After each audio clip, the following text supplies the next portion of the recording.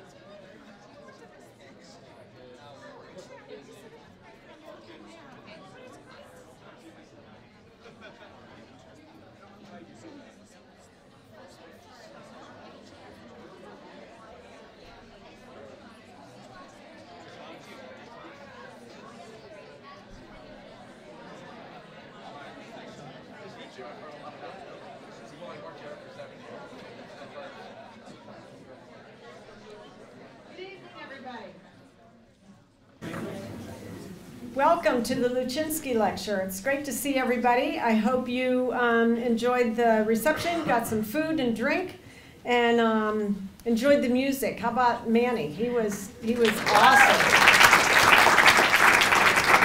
Manny Hundo. He played. He's played at a few events, and he is just spectacular, so thank you. If you would all please turn off your phones and any other electronic devices, just a little reminder. It'd be nice if they weren't beeping. I think we have a very exciting presentation this evening, so I'm really thrilled that we have Peter Hudson with us. But I wanted to first recognize, did you, out in the reception area, did you get a chance to look at those poster boards with the pictures? Weren't they beautiful? So those were created by scholars, some of our scholars, and one of our own staff. And so if you were involved in that effort, please stand so we can recognize you.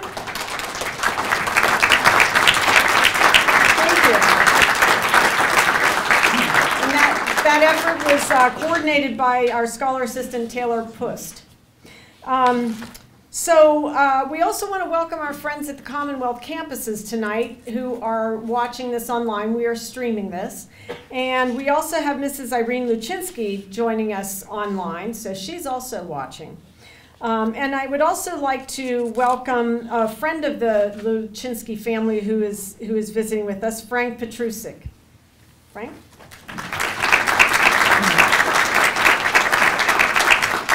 So the Mark Luchinsky Memorial Lecture Series was created in 1996 to remember and honor Mark's character and contributions to life as a son, as an undergraduate, and most importantly, as a young man who held much promise in his life. Mark Allen Luchinsky passed away on January 18th, 1995 at the age of 20. He was a university scholar majoring in biochemistry and a member of the Penn State Golden Key Honor Society and the Alpha Epsilon Delta Pre-Medical Honor Society. Although he was a science student, Mark loved the study of all subjects, including the classics, poetry, history, geography, and sports. In 1996, gifts from his family and friends created an endowment to support a lecture series and has featured speakers who possess outstanding character and integrity and have a passion for lifelong learning. This lecture is presented in memory of Mark Luchinsky, a true scholar, a light that shone briefly but ever so brightly. Please join me in a moment of silence.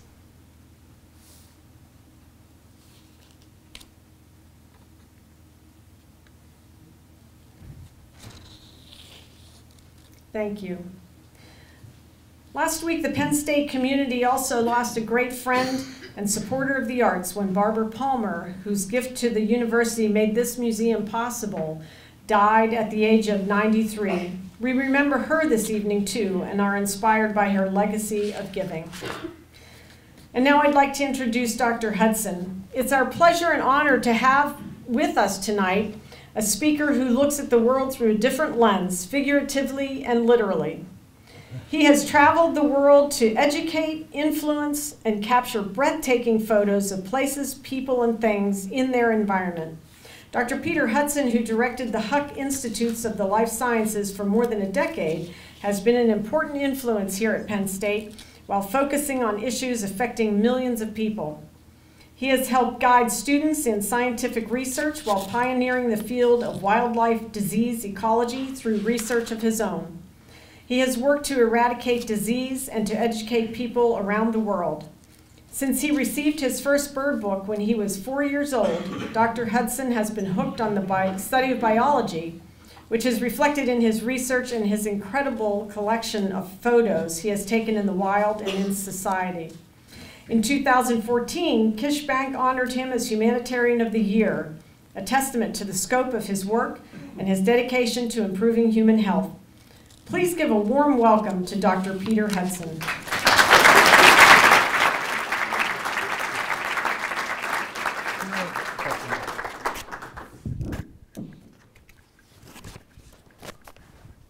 Thank you very much indeed, Peggy. That's exceptionally nice words to start. I'm going to start. Wow, great to see you. I'm so pleased to see so many students here, and I'm going to really be talking to you, the students, because I want to reflect some of those words that Peggy told us and talk about students and learning and the future.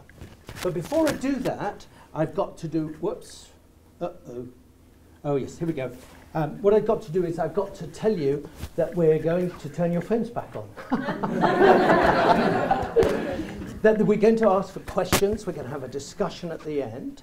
And if you want to be involved in that, then you have to text Schreier and your question to this number, or you can go online and enter your question there. And then it's going to be moderated, so Jeff's going to bring all those questions in, and then he's going to tell me which ones I can answer.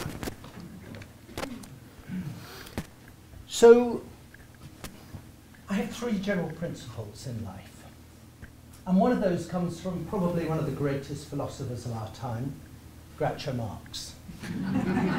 And Groucho Marx said, if you ain't having fun, you're not doing the right thing. And I think that's really true. And so, you know, it's one of the most important things in life is to get into the groove and do what you really, really enjoy and to work on that. And I find learning very enjoyable. And so I find the two go together. I'm not going to learn anything unless I'm having fun, so they sort of go together very much hand in hand. The second principle, I think, the second principle you will be surprised about, and that is, as a man, don't wear jewellery and never wear a tie. And and the reason for that will become apparent during my lecture. So you've got to stay awake and be able to answer the questions at the end on that. The third one is really important, and that is always rub shoulders with really clever people. Spend all your time with clever people. If you're going to appoint anybody, I don't mind if it's your graduate students, your postdocs, your undergraduates, make sure you always appoint people who are much cleverer than you, and then you'll learn lots, and you'll get new insights into life. That is such an important thing to do. So I'm really honoured to be here, because here you are, the Schreiers College students, and you are the creme de creme of our university. You are the top 2%. You are the people who have this wonderful insight and you're developing that to try and see what's happening on the globe. That's one of the things I love about the Schreiers College, that they're trying to instill in you a global perspective. And much of what I'm going to talk about today is going to relate very much to that. The university is a simple system, Schreiers Honours College students. You come here, we're going to do everything we can to help you become really successful people. We want you to go out in the world. We want you to change the world. We want you to put the world to rights. We want you to be highly successful. We expect you to earn large amounts of money, and then we expect you to leave it to the university. And more obviously, the Schreiers Honours College as well. But this talk really isn't about me. This is about Mark Luchinsky. He was a young man, just 20 years old. He was there at the very threshold of life. He was just about to break out into the world with opportunities, and he was going to have an impact. Of course, I never met him. I didn't even know how to spell how many N's there were in Pennsylvania until 2002 when I moved there. But he was clearly a person who studied everything, fascinated by everything, wanted to get these special insights into the world. He was a Schreiers Honours College student, so he had to be really smart. And he studied biochemistry. He had to be really, really smart to do that. So I want to talk about some of those opportunities and impacts, and the sort of impacts that you could have in the world, and some of the ways that I'm trying to change the world. In 1974, the year that Mark was born, I sat my final exams at university. It was actually on my birthday, so in the past we used to have one exam. You go into this room and you're in there for 3 hours, then you have a break and then you come back for another 3 hours. That was my 21st birthday. I won't tell you what I did in the evening. But that's exactly. And then from there, I got on the plane and I did my first scientific exploration, and I flew to Ethiopia in Eastern Africa. There, I went down with a group of my colleagues and friends into the Danakil Desert, and there we started looking at the biodiversity that took place in this Danakil Depression. It's now called the Afar, and looking at the biodiversity of the invertebrates that lived there and how the drought was affecting them. I bumped into these gentlemen, who were then known as Danakil Warriors. they were an interesting group of people. They carried this knife, and this knife is specifically aimed for castrating males that come into their environment. They had indeed left an Italian gentleman with with a very squeaky voice just a few months before I actually got there. I got caught up in the warfare. There was a war started. Haile Selassie was deposed while I was there, and multiple times got caught in crossfire in battles. And I loved every minute of it. It was just so exhilarating. I remember walking up a street in Addis Ababa and realised that we were being chased by some rebels. And I said to my friend, quick, let's go in this restaurant. It was an Italian restaurant. The guy said, what do you want? And I said, I need a table to eat spaghetti. Could we have it at the back? And in the meantime, the soldiers were coming down, the rebels were coming up, they were fighting. We saw them go up the street and shoot at each other, come down the street and shoot at each other. And then the guy came over and said, well, are you going to pay or not? So we paid our money and left. I really enjoyed the time I was there. From there, I went to what was then called Zaire, and we now know it as the Democratic Republic of the Congo. And I went to be a research assistant to my undergraduate advisor.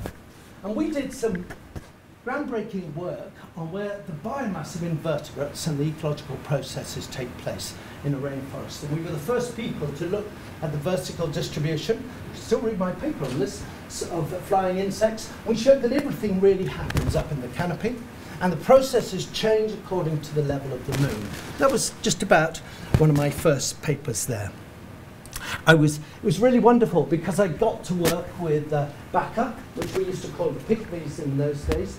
These are wonderful people, just only less than 5 foot high, living in the rainforest, so well adapted, such a fantastic sense of humour. I remember we were out once and they said, oh, some elephants nearby. I go, oh, how's that? Quiet. And they go, yes, there's some elephant poo there. And they go, yeah, pick it up. So I picked it up, looked round, looked at them, they were in hysterical laughter. It was just really fabulous. Unfortunately, there was a very series of complex events which resulted in me coming into contact with this gentleman, who is Mobutu Sese Seko, who was one of the worst despots there ever was in Africa. And he was president of what was then Zaire. It was a very complicated story, but I ended up having tea with him. And I think he forgave the things we did that were wrong, like hijacking one of his aeroplanes. And I think because I said I was a zoologist, and he was very interested in zoos, and he thought I was somebody who worked in zoos. He didn't realise that I was somebody who actually studied other things. It's such an amazing story, this. So as I left the tea room, I met his doctor. And his doctor was called Dr. Close, who was Glenn Close's father, who was an actress, I believe. And he drove me back into Kinshasa. And as I was in the car, I said to him, there's something wrong with President Mobutu. What is it? He said, oh, he's got tertiary syphilis. But he lived for years afterwards as a complete eccentric, running and exploiting that country. So that's what I did when I was 21. And I just can't help thinking of what Mark would have done in that situation. I went on, I did a PhD, I then went to Panama, and I built the very first aerial walkway that was ever built, specifically for studying what happens in rainforest canopies. After that, life became relatively simple. I went into research, published 300 papers, got elected to a couple of national academies, won the Quiche Humanitarian Award of the Year, and then ended up at Penn State, where I ran life sciences for 12.5 years. But that's my life. What I'm going to talk today about is the fact that we are one family. One of the first things I learned, working with the Darren warriors, working with the Baka as well, is that people vary a lot. This is nothing to do with race. Race is a social construct. This is nothing to do, differences between people that aren't related to race. It's to do with, there's no biological understanding of race. And that, I think, immediately made me feel very relaxed wherever I am. And just that realization is very important. And isn't it great that we're not the same? I would hate to meet another Peter Hudson that was identical. What I really enjoy is the diversity in people, the diversity in wildlife, and the diversity of that. So, but I am concerned about the planet. And I'm going to talk about the planet, I'm going to talk about our future, and I'm going to try and help stimulate perhaps 0.2% of one person here to think about the issues of the future and perhaps get involved. So I'm going to talk about what I think the fundamental issue is. I'm going to talk about this concept of One Health. I'm going to talk about what Penn State's doing about it. Then I want to talk about changing people's view and how we can use images to do that. And that was the Take 6 project that Dean Johnson referred to, which was the wonderful collection of photographs that we saw outside. And I did indeed go and look at all of them, and I really enjoyed them. I thought they were fabulous, and I learnt something by just looking at your images. So thank you very much for everybody who took part in that. And I'm really happy to talk more about that later. So, if you simplify everything down, what is the fundamental issue facing our future? If you're an environmental scientist, you might say climate change. If you're a social scientist, you might say disparity or intolerance. And you'd be right about those. But I think the fundamental issue underlying all of this is the fact that there are just too many people on this planet. The world population currently is 7.7 billion, and it's approaching 10 billion people. I think that is frightening. I think that is something we should be really concerned about. What's really interesting is if you start to look at the demographics. So this is a little video, and this is the year we're looking at here, and this is the relative proportion of people in different parts of the world. And of course, Asia with China and India has dominated the scene for a very long time. But as we're coming up through the 2000s, look at how things are changing. The relative proportion that we're seeing in Africa is increasing at a fantastic rate. Places in Europe are shrinking away. We're seeing a dramatic change in what is actually taking place. And here's that movie running again. You can see it once again, Nigeria. And Nigeria, average family size is like 6 children per mother. In places in Europe, particularly southern Europe, we're talking about 1.2 children per mother. America, in the meantime, America is staying relatively stable. And this is it. This is the children per woman in 1970. I was trying to get the year that Mark was born in. He was born in 74. But this is the best I could do in 70, and then in 2014. All those reds and oranges mean we're looking at average number of children per mother as sort of 5 to 7. Actually, the maximum number ever was a Russian woman. If I remember correctly, she had 69 children in her life. So they talked about this as fertility rates. That's fertility rate. This is just number of children you actually have. But once again, you can see many of the issues are still sitting in Africa. Most of Europe, Russia, places we're seeing a fall in the number of children per family. Canada, and remarkable changes in South America. USA stays exactly the same. Have no response there. But this is still the problem, I think, for the future. It's the increase in the population is really going to come about in Africa, and we're going to see some major things. At the same time, a lot of these people are moving into cities. So we're seeing a change. They're moving away from agriculture, they're moving into cities. This is the urban growth per hour into cities in the world. Look at this. Dhaka, 74 people an hour going in, net going into Dhaka. Delhi, 79, Mumbai, 51, Lagos, 85. And you compare that with places like Berlin, which are losing, -1, Tokyo, which is the biggest mega city in the world, and that's that's -1 as well. So they're about stable, but these other cities are expanding, and expanding at a very fast rate. These mega cities, this is actually Dubai. It's one of my photographs from Dubai, but and Dubai is really a city of the future. It's quite a remarkable city, but it's incredible that this city has just developed in the sandy desert, and you're going, how did you do this? Yeah, this is just incredible. But it is incredible to actually see what's going on there. But these megacities, and megacities are places with more than 10 million people. 7 out of 10 of us are going to live in these big cities by 2050. About 5 out of 10 of us live in them now, but by then, most of us are really going to be moving into these cities. So we're going to see a major ecological change take place. One consequence of that is we're going to have some serious issues with energy. We're going to have issues with energy security, to be able to get the power to those places to do things about. We've got issues with food security. How do you get safe food to people's tables? How do you make sure that they're going to be able to eat properly? And that movement of the food, the growth of the food. And we have a lot of revolutions. In science, we're doing fantastic solutions to this. But you know, these are going to be growing issues.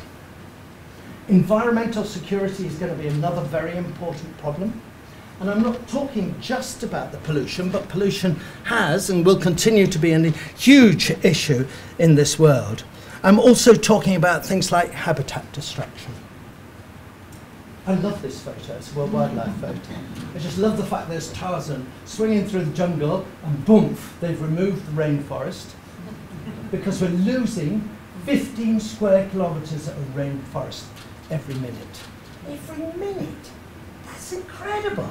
Good heavens! That's a huge amount. That's, oh, I can do that. That's 247 times 15, which is, oh, it's still a hell of a lot, isn't it? Acres, acres. I was trying to do that and thought I could do it. Last year, the World Wildlife Fund produced a report telling us that 60%, there'd been a 60% decline in the abundance of wildlife since 1970.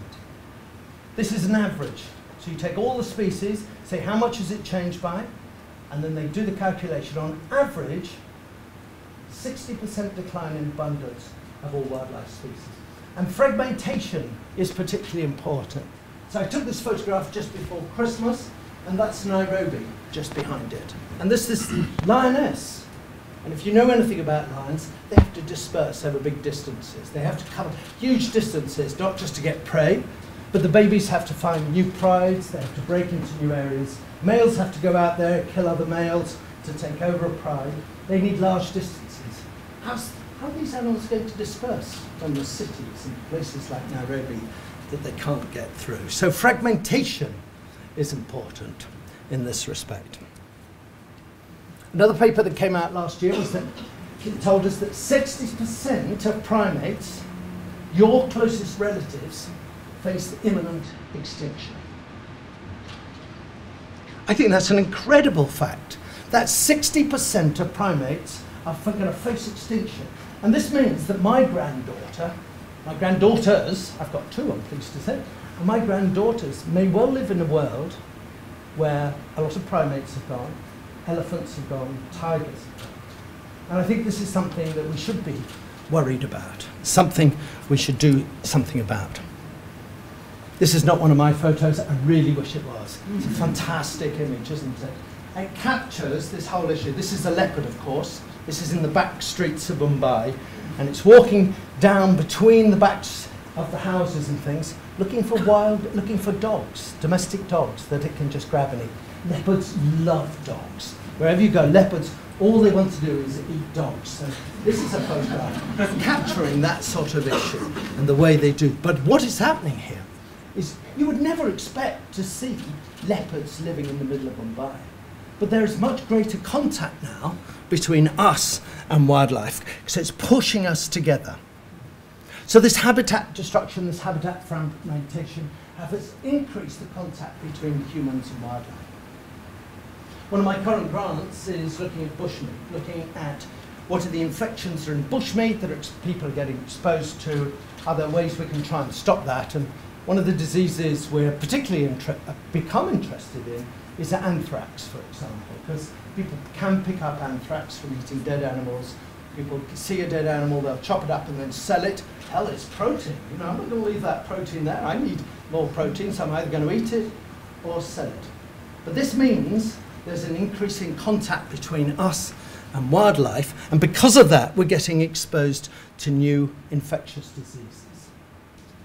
We estimate that something like humans get 1,405 different infections. We know the majority of those, at least 58%, are derived from wildlife. Those aren't just the recent ones, and HIV is a recent one, Ebola is a recent one, but these are diseases, even measles, which you think of as a human specialist, originated from rinderpest, probably back in the 12th century. Is that close enough, Matt? Yeah. What did you say? It's pretty close. Pretty close. That's what he works on. So we're seeing this increase in emerging diseases at the moment. We're seeing this more pressure. We're starting to see things, diseases that humans that we don't think have been exposed to before. So, for example, and what's really worrying me is that it took HIV 56 years to get from chimpanzees to in humans back in the 56 years ago, into humans. And then it took 56 years for it to actually reach the United States, into Los Angeles, to get into the community, the gay community then, and then it spread around the world. It took Ebola virus in 2014, just 4 months for it to get to this country. And we know that antimicrobial resistant bacteria, these bacteria that are resistant to all drugs, they are almost instantaneous. Somebody identifies a problem with a bacteria that's resistant to drugs in India or in Africa, and we find we've got it here already. So this movement of diseases is really important. And this is what I'm calling, this aspect I'm calling the global health security issues. This is the fact that you could be exposed to Ebola, and there is an Ebola. Is the Ebola outbreak still going in Eastern Congo, or is it over? Still going. Still going in Eastern Congo, thank you. Gosh, glad I've got an audience who can help me out here. Still going, but it could get here, and it could be spread. Well, we can discuss that, but it could be an issue, shall we say. So how are we going to solve this? I think we need research, and we need what I call in-country capability, and that's talking about the countries where many of these diseases are coming. Of course, much of the spread is quite simply because of the way the airlines are set up to move people around the world so very fast. I was in Montana last week. I will be in Bangalore this time next week, and the week after that I will be in Sri Lanka. In the past that was impossible. But that's just how people like me or other people, I'm a great person for pushing disease around, aren't I? So there is these whole global health security issues. I'm going to just talk about those for a little bit. So the second part of my talk is to say, I've talked about the environmental side, I've talked about animals and wildlife, and I've talked about humans. Are these things really connected? Well, at the moment, there's this idea, and it's called One Health. And One Health is basically saying that the future health of humans is dependent on a healthy environment and healthy animals. And if we're going to look after ourselves, we must look after our environment and the wildlife and our livestock that are involved in this. One of the problems I have with this whole idea is it doesn't really have a sound foundation. It doesn't have real sound theory and science. And it's a bit like global peace. We all want it, and it's out there, but even if we all sit around, hug each other and sing Kumbaya, it's not going to happen. So what is it we can do? Where is the science in here? And I'm going to start by telling you a little story, and this is related to some of my research. And I'm going to tell you about a case study that we're working on in Australia, on the eastern coast. This is Vic Rails. Vic Rails was a horsekeeper and lived in just near the airport outside Brisbane in a place called Hendra. And all new viruses are named after the location they're from, so hence the virus I'm going to talk about was the Hendra virus. He came back from a race one, and he's very famous. He had a horse called Vo Rogue, which won many multiple wins, and he was quite a famous horse trainer. He came back from a race one day. He went out into the paddock, and in fact met his girlfriend who was coming in from the paddock, bringing this horse. It was frothing at the mouth, and it was stumbling about. He brought the horse into the stables. He started looking after it, and he said, I don't think this horse is going to make it. Go and ring the vet. And the vet was actually having a day off, so it went through to an emergency vet called Peter Reed. And Peter Reed's an old friend of mine, great guy, really. And Peter got on went straight over there, and he couldn't believe, well, he looked at it and he goes, never seen anything like this, I don't know what it is. So they euthanized the horse because it was clearly in pain. They took samples. And Peter describes it as they were basically cutting up the horse, and there were a series of buckets, and they were putting some tissue in this and some tissue in that, and everybody was getting covered in blood and mess as well. Anyway, from there went on, and Vic subsequently became ill. His horse, his stable hand became ill. Vic died from it, and his stable hand was very sick. But his stable hand was the first person to actually recover from this infection. Since then, so as I said, there were 21 horses involved, 14 of them died, including Vic, and his stable hand was 6. Since then, we've had well over 100 horses that we know of that have died. We know it's infected dogs, we know it's infected people. We've had 10 people that we know that are infected. And in epidemiology, we talk about case fatality rate. So that's the likelihood of you dying if you get it. Most diseases we're talking about one, less than one. This is 57% of people die from this disease. That's pretty high. And we had another subsequent outbreak in 2011. So one of the things Peter did was he went out and had meetings. Well, first of all, he went and sampled everything that moved on that farm. So he was killing lizards, he was taking earthworms, he was killing birds, any mammal, any rat, anything he could find on that farm. He sampled. Anything that turned up, he sampled. He sent off to see if there was any new virus, and they all came back negative. The local horse trainers got very upset, and he had to go and talk to them at a meeting. So he had a meeting full of very irate people, and he says, I don't know where it's coming from. I don't know what it is. We think it's this virus, but we don't know where it's coming from. And somebody just said, so have you sampled the bats? He said, bats? I'm there from dawn to dusk. I never saw any bats. He goes, at night, there's huge numbers of bats go over Vic's land. So he shot some bats, and sure enough, he identified that the bats, the flying foxes, were the source of this infection. We've been studying some of these bats. I'm involved in a group that's been working on this for quite some time. One of the really interesting things that we see happened in these bats is they changed their number of roosts.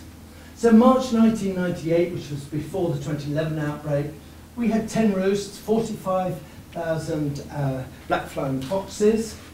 The year that we saw the problem take place in 2011, we had 38 roosts and the same number of bats. We just realized that the bats were no longer staying in the main camps, they were just moving out. So what was going on?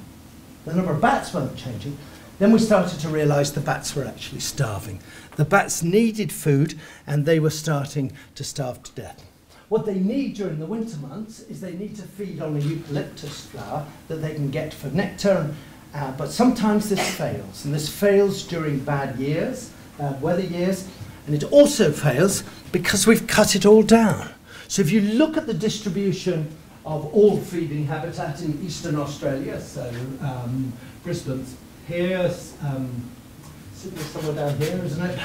And now the reliable winter feed is really restricted. Is it somewhere down here, Tracy? Yeah, okay, that's good. But now the protected winter habitat is almost extinct. It's almost impossible for bats, particularly in a bad year, to be able to get access to this food. So, to take a long story and summarize it, I think of this as a spillover cascade. So the winter foraging is destroyed by agriculture. El Nino leads to no flowering, so when we have these environmental conditions, there's no flowering.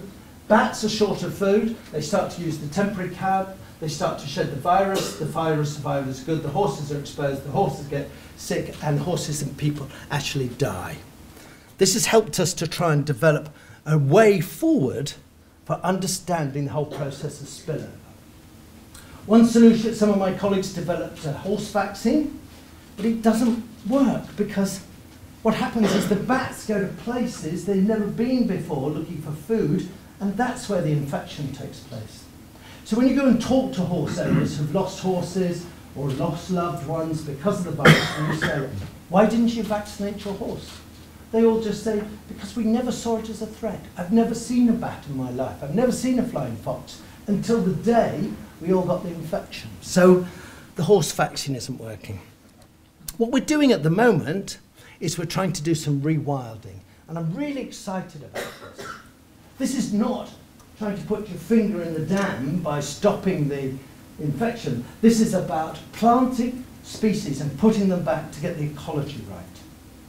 So my colleagues and I have identified 5 species that we think we need to put back.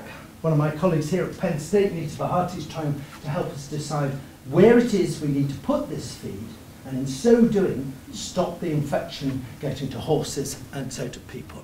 And I consider this to be a real One Health solution. It is a solution that is bringing the horses, the livestock, the animals, the humans all together, and we can see how to put the environment right to come up with a solution.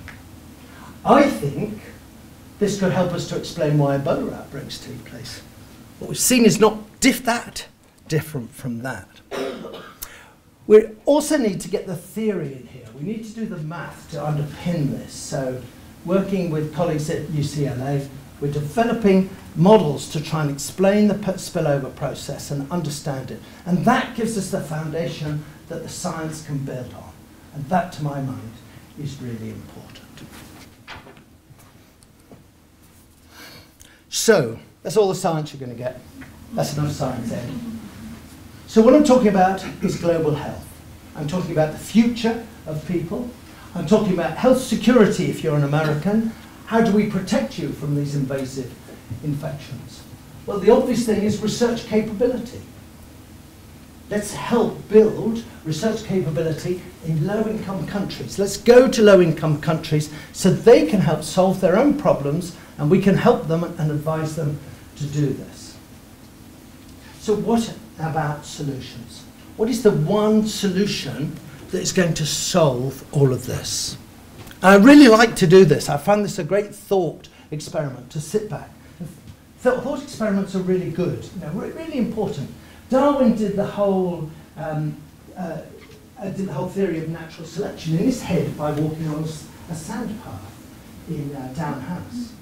Einstein did all of relativity, playing his violin, looking at a pot of flowers. So you young undergraduates, live inside your head, do experiments, think it through, then think it through again, then polish it again. And that's such an enjoyable and rewarding thing. One of the problems I have is I have to walk when I think. That's why I keep walking up and down all the time. But I have 2 dogs, so I take the dogs for a walk. And then my wife wonders why I don't talk to her when we're going for a walk. And it's because I'm doing thought experiments. Okay, but what is the one solution? What is the one thing we could do? It's so obvious that I think it's painful. But it's so obvious, and this is to educate women in low-income countries to a much higher level. Get those women with PhDs, get those women into university, make sure there's a higher proportion of people. And who better to illustrate that with than Malala herself? What an incredible person she was. She took a bullet under her left eye, shot by a Taliban, because she was standing up for the rights of educating women. And I just think what she's done in this world is truly magnificent. And if you educate women, what happens? You reduce the birth rate, because you reduce the age that women have their first child. The better they're educated, that reduces child mortality, reduces maternal mortality, improves child nutrition, and it reduces mothers. I'm sorry about that. It's a complete mistake. But the really interesting thing is the impact they have on society as well.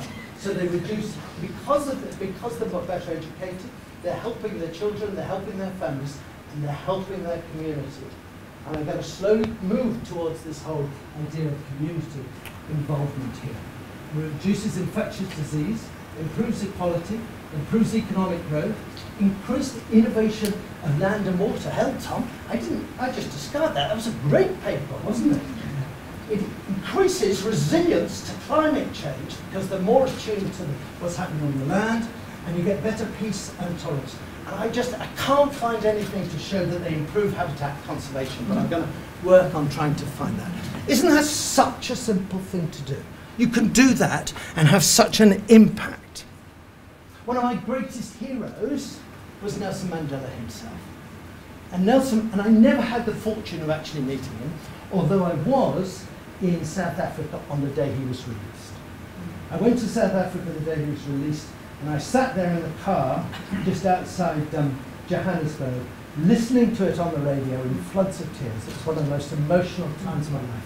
What an incredible man he really was. And what he's done to help try and pull Africa and put it to where it's been.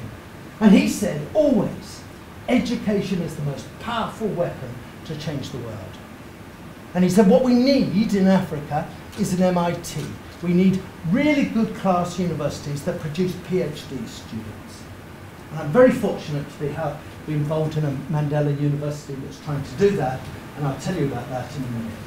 But it's all about educating women in Africa and building laboratories, doing things that are really going to change the way it is.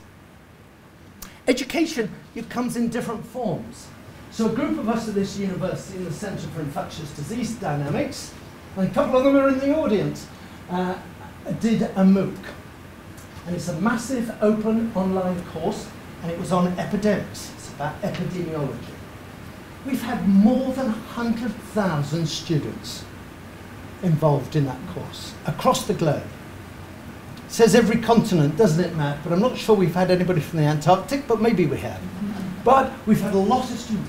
If I was to teach students, and I taught 2 classes a year, with 100 students in each of those classes, it took me 500 years to do that.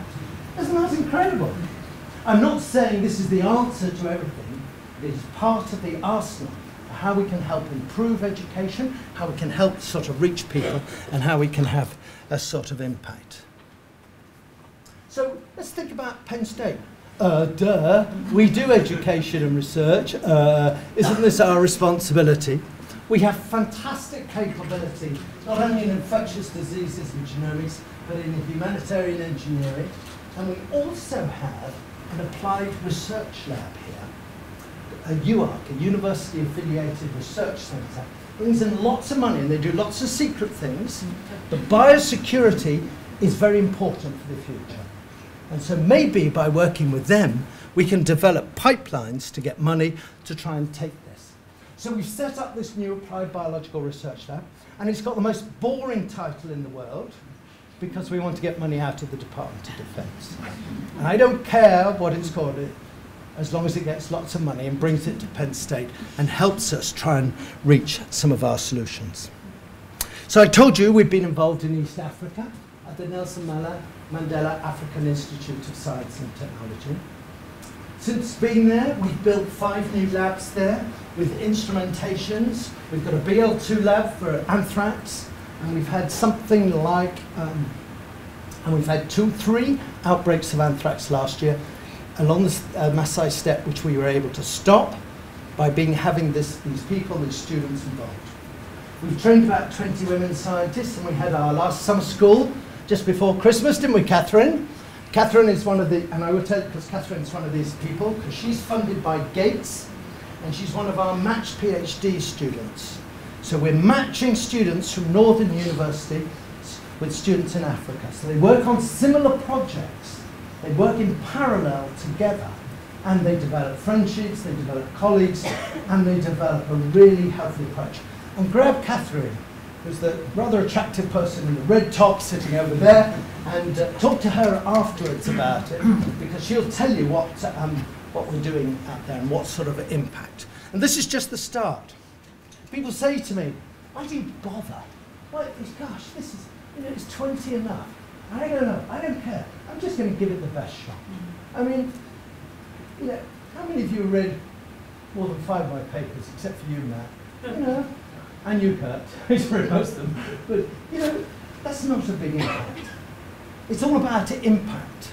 It's not about, I could come to this university and get research grants.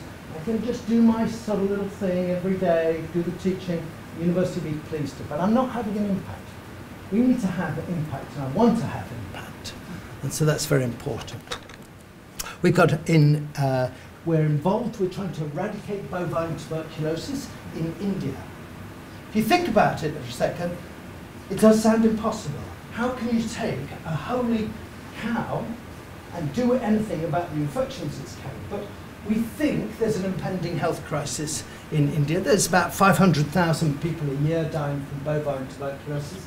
It's about to get out of hand. So with funding from Bill and Melinda Gates, we're trying to do something about that. And I think we might just do it. I think we might be able to do it. You can't eradicate human TB without eradicating bovine TB. On the health security side, you know, one of the things that worries people is a lot of displaced people for economic reasons, for injustice, for intolerance in the world, are migrating towards countries such as the USA. Many of them come through the Darlen Gap just down here, where there's very heavy mortality. So we're working in a place called Mateti. I can't say it. I thought it was on there. But anyway, we're working in these locations to try and improve diagnostics, to improve the health of the migrants as they're coming through, and also to improve their health so they're not, and also not carrying diseases towards ourselves. So the fourth point out of my 5 points, how can we change the way people think about the world? What is it that we can do to change people's minds or make people more aware of what's going to happen? I'd like to think that giving a lecture helps. I would like to think that giving this lecture, you know, in the name of Mark Luchinsky, and his potential is going to help influence some of you students. You're the people I'm really wanting to try and influence. So you go away and you think about it. I think the written word is very powerful. The written word is, so the oral word is important, but the written word is also important.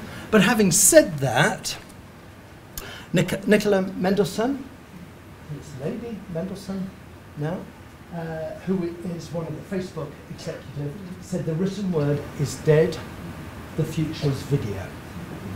I'm not going to deny that totally. I don't think the written word is dead, but the future is certainly social media. I am shocked in India about how important social media is. I mean, I thought it was important here. It's trivial in the USA. These people are professional Instagrammers and Facebookers and all of that. I'm just, wow. And do you know that they're just, that is the way you're going to influence people in the East, is through the social media. And that's going to come, and that's not words, that is videos, that is photography that's going to do it. So think back, if I think back during my life, what are the 2 photographs that I think are some of the most influential photographs that have changed the way people think? Without question, I thought about this photograph first. This is the napalm girl. And this was in 1972. And this is Kim Fook here, and she has just run out of her village that has been napalmed. The village has been burnt down. Her parents have just been burnt to death. She's had her clothes burnt off her very back, and and the skin of much of her body. And she's running towards the camera when there's some very famous photographer, Nick Ut, took the photograph. That was in 1972. Of course, at that time, people were starting to get worried about the Vietnam War. Within 1 year, America had pulled out. Within 1 year, the war was over as far as America was concerned. And that was because this, well, not totally, but of course, this photograph had a great influence on people. She's now, she had to escape from Vietnam.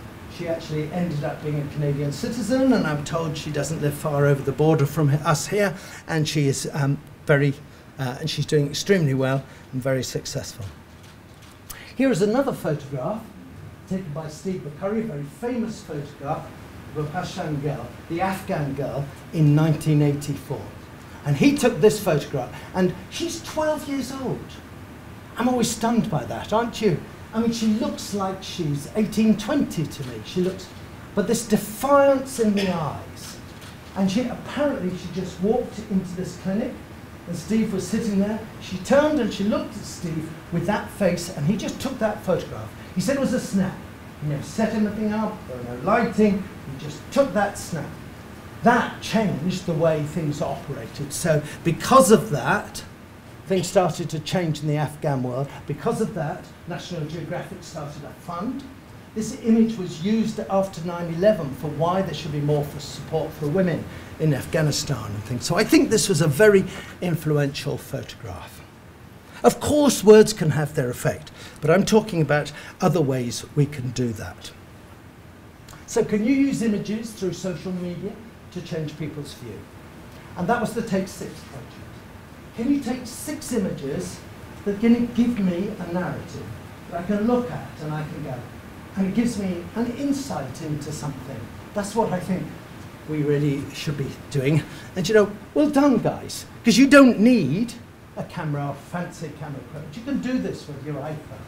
I'm amazed what these iPhone cameras can do. You don't even need to do it, but you can use images and you can use videos to do something about. So this was a photograph I took just a year ago in Wyoming, and I'm quite interested in this conflict between humans and wildlife in America. And I was driving along and I saw this coyote coming down the road. I slipped out of the car and I lay in the gutter to wait for it to come towards me, and just came trotting on down, on the white line, all the way down. And it was about 4.5 feet when I took this photograph, and I was just hoping that a car would come round the corner. So I was just focused totally on the eyes of this coyote as it was coming. She walked straight towards me, and as she got with a couple of feet away, she just walked around me and went straight on down the white line. And I was hoping to be able to get the car to get it. I debated whether I should have worked to try and get that car in focus, or just focus on this, and then you just see that in the background. So I think that image shows a story. I've been told it by others that they think it tells a story. So I think that's great. Then I put this together into a collection of photographs about human-wildlife conflicts and wildlife and roads, and where those sort of things come together. And that's a road runner over here. Here's a couple of bison that were disturbed by this car, and they were coming down the road. I'm sitting on a road photographing something in this bluegrass, comes and sits on top of me. And these two are sort of pretty obvious in their own right. I'm also very interested in bats. As you can see, one of the things I'm working on and I'm trying to do is a narrative about bats and humans and diseases and horses and things, and trying to get some interesting photographs of bats that make you stop and go, oh, that's interesting. So this is a bat drinking. It's actually in the water, and you can actually see the water. This is the reflection of the bat as the bat is flying over the top of the water. This is a bat I took in Ecuador, and it hasn't been to some Californian party and covered in cocaine. This is actually just pollen. It's been feeding all over its nose and places. But before it comes in, here's another one I took actually coming in. This is the Mexican long-tongued bat. Guess why it's called the Mexican long-tongued bat? But these bats come in and they hit these yucca flowers at an incredible rate. And as they come in, they just slurp as they go through. And you can see, you might be able to see, you might not at the back, but here's the pollen sort of coming off. It's all covered in the pollen, and it's just slurping the nectar off as it hits that plant and then moves in. These, there's another bat photo. But these photographs are sort of taken, yeah, this is pretty high-tech sort of thing, so this is high-speed flash. But the flash is down to just a very small time period. And you see the bat coming in, we've got the flower there. This is done with my mate, Darlen Grayson. Here's the camera with a really close-up lens, trying to get the bat right in the face. And then we were just using 2 flashes and an infrared trigger to set it up. That is, of course, relatively high-tech, but most of the other stuff is not. And as I said, trying to put these together into a portfolio to describe bat biology. These are bat carers who rear bats and then let them go. I like to see these with people in them. And this is actually Nita Bahati, who I mentioned before, feeding a bat here.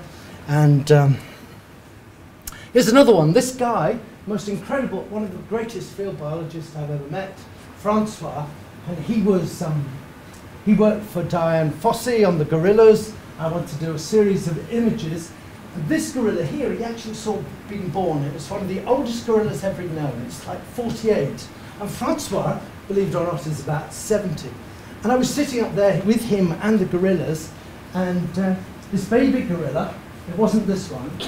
This is the same one you saw earlier, which is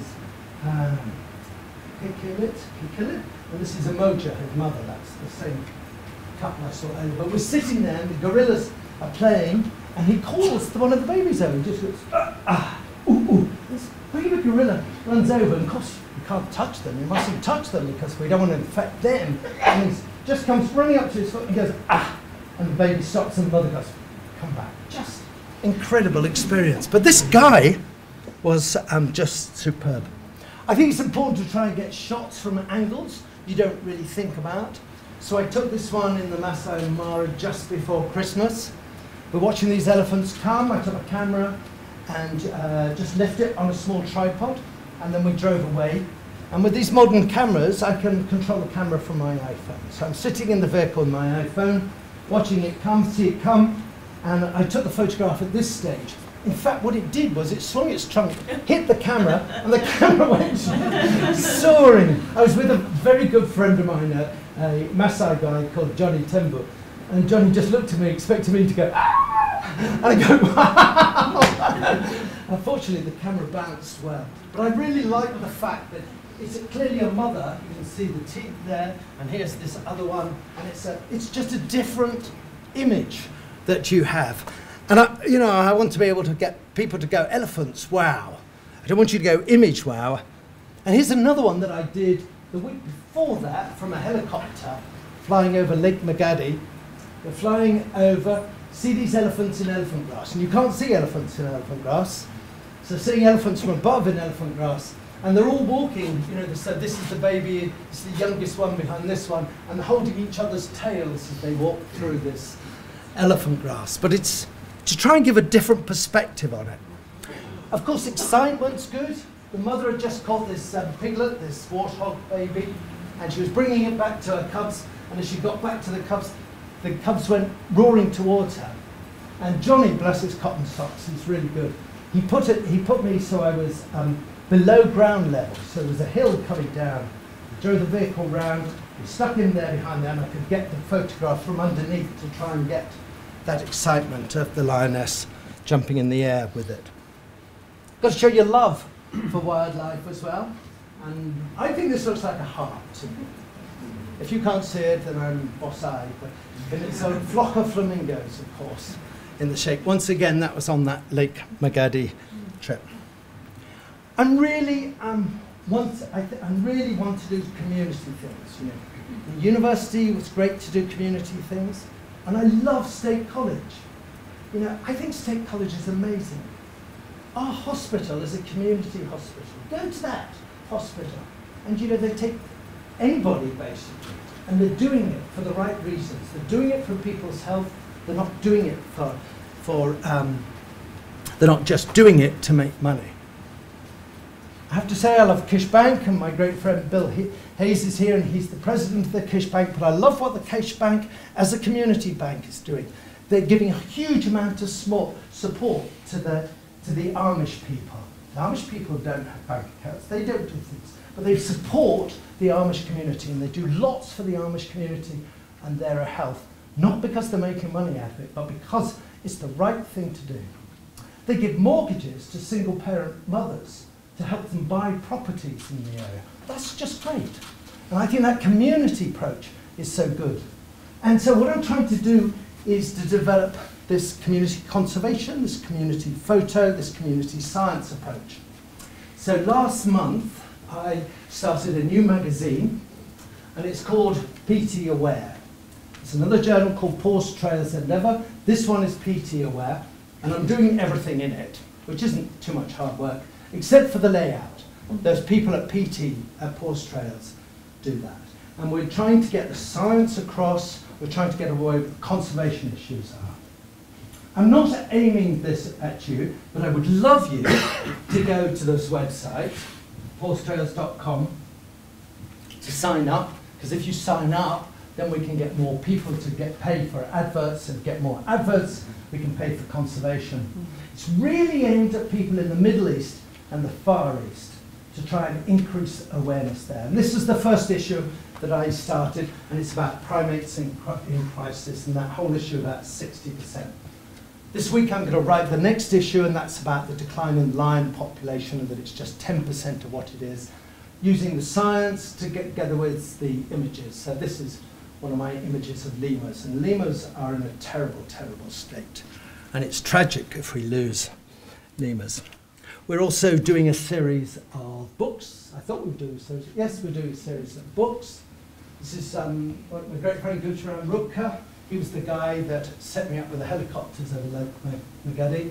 We're doing a series of books, and we're doing a series of videos, and we're trying to get those videos online to get these conservation and science issues out there in the press. And I call this community photos, because it's not just my photos or Gutsch's photos. It's trying to get the whole community of people to give us their photographs, to illustrate those on the web and in books and in videos and things like this. So that's how we're trying to build this, and I really like this community. One of the other things I'm trying to do in the Middle East at the moment is trying to set up this group called Muslim Girls Who Click, which is Muslim girls who take photographs. Muslim girls can't come out and listen to me talk about photographs, can't come out into the desert with me, but I'm trying to get a group of women to be able to take these girls out and teach them about environmental problems by teaching them photography, getting them to use cameras, lending them cameras, and then being able to do things. I should have actually said, Peggy, that I was told I was getting an honorarium for this,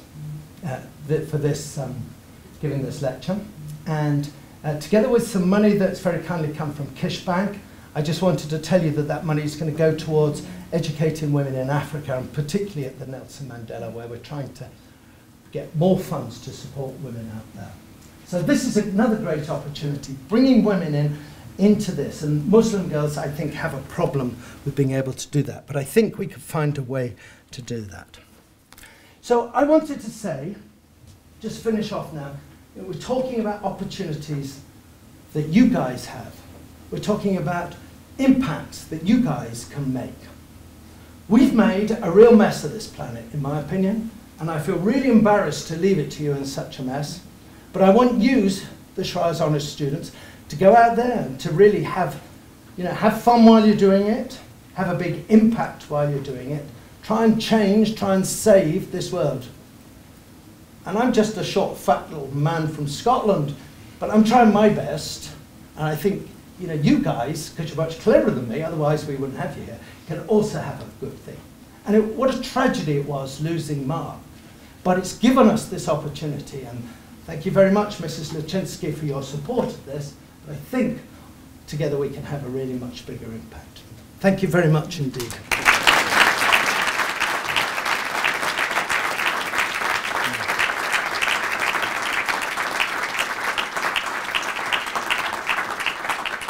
Okay, text those questions. I'll keep loading some more. Okay. Why did you build the aerial walkway in Panama? So we wanted to get up into the rainforest. We wanted to get up into the canopy to see what was actually taking place, sample what was going on there. And then we realized, and that was pretty hard work. Once we got up to one tree, we said, well, we want to be over in that tree, and we want to be over in that tree. Is what's happening in this tree representative of what we're seeing in the rainforest? So we had to go down and climb the next tree, and then we said, well, instead of going up and down all the time and climbing 120 foot up vertical ladders, let's just build a walkway across. So we talked to the Royal Engineers, which are part of the British Army, and said, this is what we want to do. And I met the most amazing general. And it was somebody who had come right up through the army, from the bottom right to the top, He was an incredible man. And when I explained it to him, he said, yes, let's do that. That's a really good idea. Let's do that. So he sent out his engineers to help build this for us. And he himself came out to Panama into the Darien. And if you know the world, the Darien is one of the most, can be a very dangerous place. At that time, there were lots of drug smugglers going on and things. And of course, at the moment, there are lots of trouble with these people moving through there. And then what they call the coyotes, the people moving them about and things. They'll kill people, they don't know who they are, etc., etc. So it was a dangerous place, but he came out there. When he came out there, I was describing it to him and what they'd done. And he said, okay, I want to go up. And I knew he had a leg that was a stiff leg that he could, I don't know what it was, a shot or something, shot in Northern Ireland, I expect. And he climbed 120 foot up this rope ladder. And he said, Peter, one thing in life you've got to learn is if you don't do it, nobody else is going to do it. So I'm going to go up there if I expect my men to go up there. He was a great guy. So I think I answered that question. I've lost your passcode. If it happens again, it's 2 hours. Oh, that's easy. Make sure you keep it. Okay, yes. I've learned that the carrying capacity of the Earth is far greater than 10 billion people. Would the problem lie with the distribution of resources rather than the number of people? What a good question. Darwin always said, we were going, Malthus, should I say, was the person who said we were going to outstrip our resources. As human population grows exponentially, resources only increase in a linear manner. But one of the things that I really worry about with 10 billion people is that we have done so much damage to the environment, so much impact. And with those statistics of 60% of primates close to extinction, 60% of wildlife being reduced, losing 15 square kilometers of rainforest every minute, that is not good. And that is the basis of what I'm saying. So the number of people, you might be right, the number of people doesn't really matter. But it's the fact we're having this dreadful impact on the environment that is the thing we really need to do about. I'm really astonished at how agriculture has changed in the world. My grandfather was a farmer. My other grandfather was a Methodist minister. But you know, they lived on the poverty line, my grandfather. And yet agricultural change is such that really poverty is really a thing of the past. We talk about poverty, but not real poverty, not level 1 poverty. There are people in this world, don't get me wrong, but not very many in this country. So if you talk about real poverty, that is going. Agriculture is improvement. Science is astonishing. And you know, what we're doing with human health is just incredible, the solutions we have. And it isn't to do with drugs and vaccines, but it's personalised health, the fact that I can look at your genome, I can look at your metabolome, I can actually tell you what the process is going on, which drug or what activity interventions we need to help you. So I think science will come up with a lot of solutions to this, but I still worry about the dreadful impact we're having, particularly in Africa, particularly in South America, particularly in Southeast Asia. I hope that answers your question. If it doesn't, or you want to come back and just shout out. If you're in the room. If you're not in the room, shout out anyway. What is the most remote place you've ever been? Probably pretty close to the North Pole, I guess. A few years ago I was very close to the North Pole, right in the pack ice there. And I guess there weren't that many people up there. Nobody really stupid. So that may have been. It is I remember that when I was in the DRC, being a real primary rainforest, and we were right in the middle of nowhere, and I thought we were miles away, miles away from anybody. And I went behind this tree for a pee, and there carved in the back of the tree was Simba. And Simba was a group of rebels. And when we went there, the army said to me as a scientist, you've got to take guns because there are Simba out there. don't give me a gun, somebody's going to shoot me. I don't know what to do with it, but it was, I suspect the art did that. And so, but it is. So I was in Alaska a few years ago. I won some award, and I went up to Alaska to collect it. And I was looking at the Brooks Range, and this guy stood up came up next to me as I was looking at the Brooks Range, and he said, "You know, there are places in there we don't think any modern human has ever been." I thought, that's incredible. That's just in Alaska. What is your advice to students aspiring to work in infectious disease? Well, I think we have, and I would say this, because it's one of the things I do, the best infectious disease group in the world. We're certainly within the top 3, aren't we, Matt? Yeah. Top 2, Matt says. Yeah. We certainly, and that's because we do infectious disease in a different way. We're not necessarily the best at virology or the best at malaria, but we do a combination of things. That's what this university does really well. It's that understanding the epidemiology, understanding the ecology, understanding the mathematics, understanding how viruses get into cells. It's about understanding immunity. So my advice to you was to not specialize too early, but get an understanding, get your techniques and understanding there, because you'll be able to use those multiple disciplines. And then work with people who are much, much clever. Always do. Should biologists be doing more with images, video, and social media to complement their research and present it to the public or students? Have you found that most are willing to do this or resistant to it? So the answer to that is really yes. But I'm at a very fortunate point in my career, because I've done, I've done most of my important work. And I did most of that in my early on in my late 20s and my early 30s. And now I ran the Huck Institutes for 12 and a half years. Now I'm just starting my next chapter, and this is my next chapter. That's what I'm telling you about here.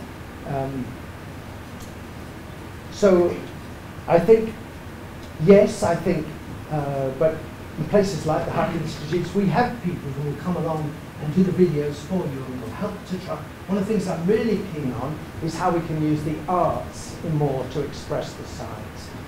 And we've got some fabulous people in the Huck who are doing videos, who are looking at art, who are looking at dance and problems with biochemistry and putting the two together. It's just fabulous. And I think that expression through multiple ways is the way to actually do it at the end of the day. Are they willing to do this, or are they resistant? Well, if I'm a young professor just appointed, I'm going to tell you, get on with your research. Get yourself into a position where when you come through the room, they go, that is the person who did that. Or that is the person who did that. So focus on, get your research, do rigor and depth in your research. When you get to my age, enjoy yourself in company, play around. How do you feel about the anti-vaccine movement? Stupid, stupid, stupid.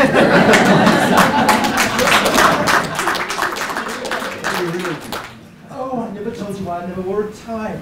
So the reason, great question. So when I was, first of all, when I was in the Danakil in 1974, those guys carrying those knives, someone that castrate men, grabbed one of my friends and took his finger and tried to cut his finger off because they wanted to get his ring off his finger. And they couldn't get it off his finger. They tried to pull it off, tried to persuade him. These guys are really very, very intimidating. And they tried to get it, so at that point I said, okay, I'm never going to wear any jewelry. And the other thing was, I never wear a tie because when I was with President Mobutu, he came into the town of Kisangani.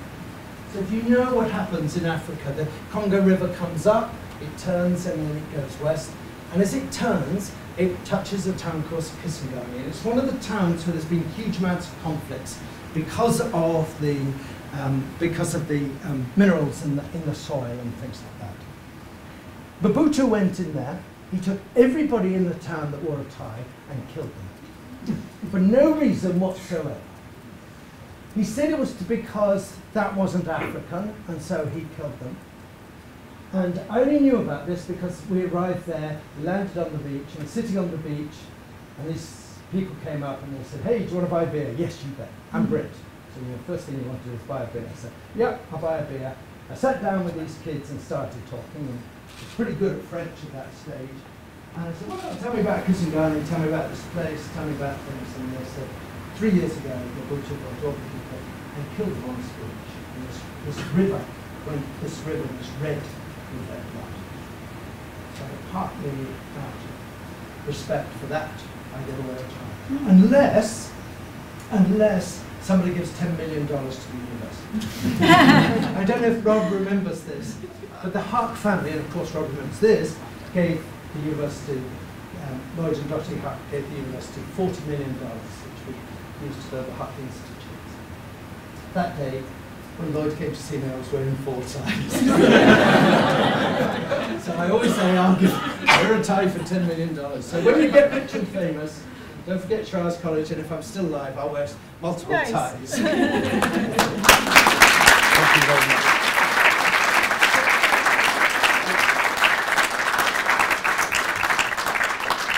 Well, thank you. That was just an absolutely wonderful, inspiring presentation. The photographs are just unbelievable.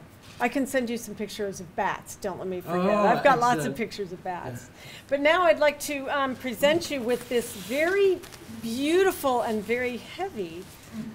Good heavens! The award for your time here. Thank you so much for this wonderful presentation. Wow. And there's a vase here. Oh, look at that! Oh yes. Penn State Shires Honors College 2019 Martin Luchinsky Memorial Lecture, Dr. Peter Hudson. Thank you, Peggy. Thank you, Mrs. Luchinsky, if you're still there. Thank you so much, Peggy. That's thank really. You so much. This is look at that, Mary. Wow. God, I'd give a lecture for one of those. Thank you so much. I also just want to take a moment to thank a few people and thank our university partners in this lecture, the Palmer Art Museum, the Presidential Leadership Academy, and the Schreyer Honors College Student Council. Thank you for your support of this lecture. I'd also want to thank our Schreyer Scholar volunteers and greeters, Elizabeth Weiland, Shahil Patel, and Phelan Dunkelberger. And again, our heartfelt thanks to Mrs. Luchinsky, her late husband Hal, and to the many friends and family of Mark Luchinsky for their generosity and gifts to the Mark Luchinsky Memorial Lecture Endowment. Their contributions help support this special lecture series. Tonight's lecture has been recorded and will be available for viewing online at the website found on the back of your program. And this concludes tonight's program. Thank you all so much for coming. I hope you enjoyed it.